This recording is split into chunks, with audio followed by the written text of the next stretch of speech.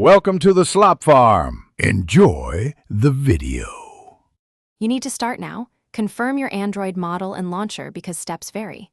Open Settings and go straight to Apps or Apps and Notifications. This is where hidden entries live. If you use a third-party launcher, open its settings too, since hiding can be per launcher. Once done, make sure you're viewing all apps, not just recent ones. This first action reveals whether the app is disabled, uninstalled, or truly hidden, which determines the exact restore path you'll use next. Now continue by checking filters. Enable Show System Apps and Disabled Apps so nothing is invisible. If the app was hidden by your launcher, open the launcher's home settings and use its Show/Hidden Apps panel to uncheck hidden status. Launchers often store a hidden list separate from Android.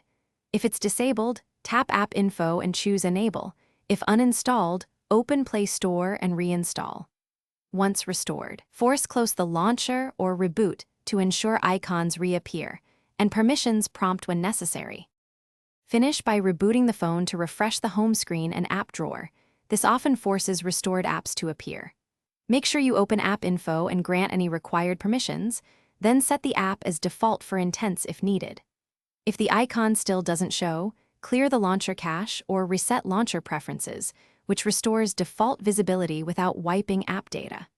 If problems persist, uninstall and reinstall the launcher or the app. One key tip: keep a quick backup of launcher settings so you can restore hidden lists if needed. Thanks for watching. Consider subscribing if we helped you today.